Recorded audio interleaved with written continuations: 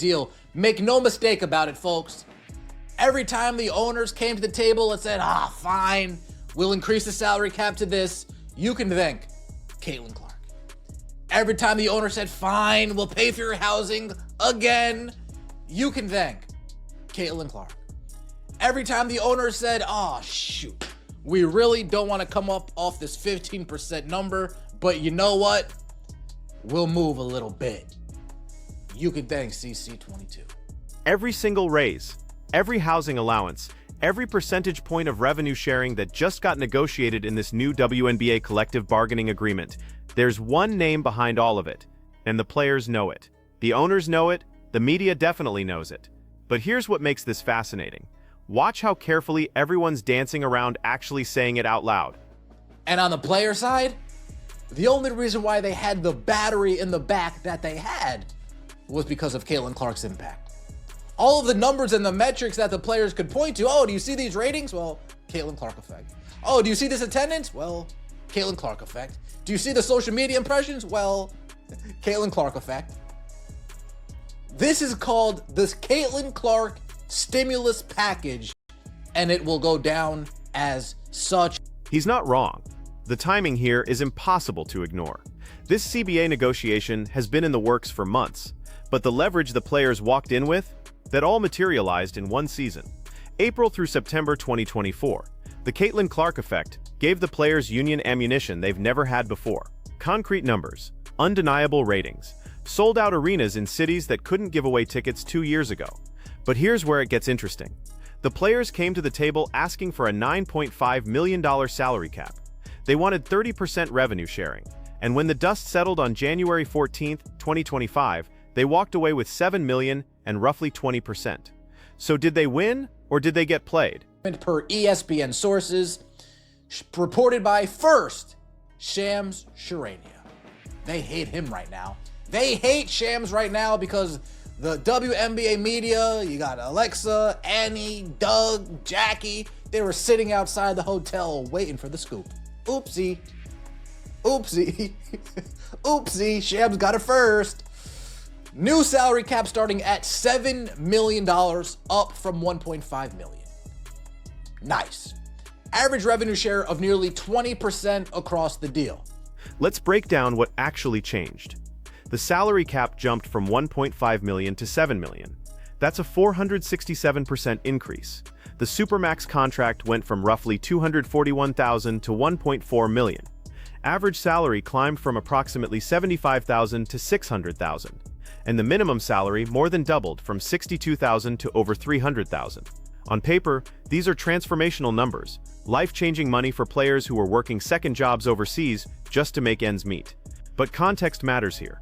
The players initially demanded $9.5 million for the cap. They settled at $7. That's a $2.5 million gap. They wanted 30% of revenue. They got 20. That's a 10 percentage point difference. Meanwhile, the owners started their negotiation at $5.5 million for the cap and 15% revenue sharing. They moved up $1.5 million. The players moved down $2.5 million. The owners moved up 5 percentage points. The players moved down 10 percentage points. This is what the players called standing on business. Supermax starting at 1.4, solid W. It's the owner saying, yeah, here, take some money. Average salary in the range of $600K, it's the owner saying, here, take some money. Below it was reported from $600K to a little bit over $500K. Okay. Minimum above 300, 300, from a little bit above 200. Fair play to the players there. David Sampson is a former MLB executive who's been around these negotiations for decades, and his read on this is brutal but probably accurate. He's suggesting the owners walked into these talks prepared to give 30% if they had to. They set their opening position at 15 knowing full well they'd end up in the 20s. It's negotiation 101. The players' union thought they were standing on business by holding firm. They thought the threat of not playing the season gave them ultimate leverage, but the owners were already comfortable giving more than what the players eventually accepted. That's not standing on business. That's getting outmaneuvered. Now, David Sampson actually puts up a good point over here.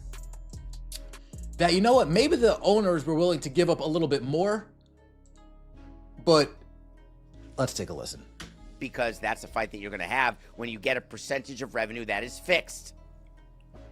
The WNBA players are trying to get a fixed percentage of revenue, and they're going to claim victory when that number is in the 20s. And this is where the Caitlin Clark factor becomes undeniable. Every single data point the players used to justify their demands came from one season, the 2024 season. Indiana Fever games averaged over 1 million viewers on ESPN. That's compared to 400,000 the previous year. The WNBA All-Star Game drew 3.4 million viewers in July 2024. The previous record was 1.4 million. League-wide attendance increased by 48%. Merchandise sales tripled. Social media engagement went up by 300% across league accounts. And when you dig into the specifics, it's not even subtle. Fever games accounted for 16 of the top 20 most watched WNBA broadcasts in 2024. 16 out of 20. They feel like they won.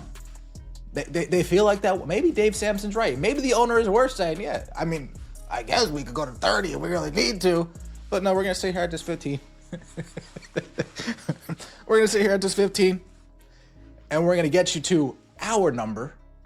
But it's going to make you feel good. Don't let the players see this. Because that verbal agreement, they'll say, oh, that's how it happened? Damn. Can we get back to the drawing board? Now watch the celebration from the players. Breanna Stewart calling it transformational. Brianna Turner talking about the dedication and relationship building. Erica Wheeler playing Kendrick Lamar. Brittany Griner ready to get back on the court. They genuinely believe they won this negotiation, and maybe they did. Maybe getting to 20% revenue sharing, when the league has historically given them scraps, is a massive victory. Maybe quadrupling the average salary is worth celebrating regardless of what they left on the table. But there's a disconnect here that's impossible to ignore. Negotiations took place, and this guy still got the details first. Shams, after watching WNBA reporters on the sidewalk for 8 nights. W Twitter going to get mad at you for leaking this. So sitting outside the doors for a week got them folks what exactly? Oh, that's funny. Oh man. Coming day after, or yup. WNBA media about to have another crash out that someone else got the info before them. And in case you guys aren't aware of the crash out, the media reaction has been predictable. The WNBA beat reporters who camped outside the negotiation site for 8 straight nights got scooped by Shams Charania. That's NBA insider Shams Charania breaking the biggest WNBA story of the year before any of the dedicated WNBA journalists could get it out. The gatekeeping crowd was furious. Alexa Philippou, Annie Costabile, Doug Feinberg, Jackie Powell, all of them sitting on the sidewalk waiting for someone to walk out and give them the scoop. And Shams just tweets it out. Full details, salary cap numbers, revenue sharing percentage, timeline for free agency, everything. The WNBA media's response was to immediately try to discredit it. If it's not coming from us, it's not real. That's the actual sentiment that was floating around. As if Shams Charania, who breaks NBA news for a living and has sources throughout professional basketball, somehow can't be trusted on WNBA news. It's the same gatekeeping mentality that's held this league back for years. The same insular media ecosystem that treats WNBA coverage like a private club where only certain voices are allowed to have credibility. They were literally saying, if it's not coming from the 4 of us, it's not real. Thinking that they're the only ones with the inside scoop. They're the only one with sources inside the building. That's the gatekeeping that goes on over here in the WNBA media. And you saw a little bit of it if you tuned in to Venom Stream. You got a taste of the gatekeeping that they do. Shams Charania said, watch this. Watch this. Shout out to you, Shams. WNBA players celebrate news of new CB. But back to the actual deal. The expansion draft is scheduled for April 1st through 6th. That's when the Golden State Valkyries will select players to build their roster. Then qualifying offers go out April 7th and 8th. Free agency negotiation period runs April 9th through 11th, and the signing period is April 12th through 18th. Training camp starts April 18th.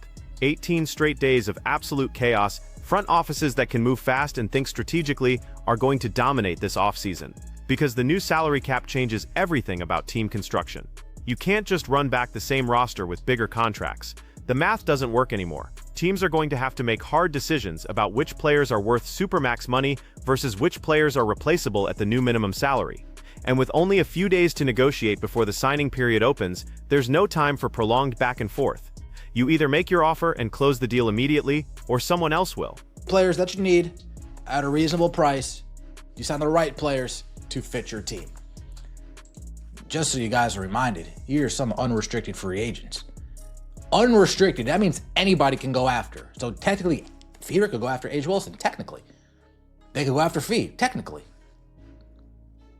Kelsey Plum, Kyle Copper, Kelsey Mitchell, Sophie Cunningham, both free agents, unrestricted. Look at the unrestricted free agent list. Araik Ogunbowale, Kelsey Plum, Kalea Copper, Kelsey Mitchell, Sophie Cunningham. These are legitimate stars who can command supermax or near supermax contracts. But should they? That's the question every front office is wrestling with right now. Take Kelsey Mitchell, phenomenal scorer, put up 20 points per game playing next to Caitlin Clark in 2024.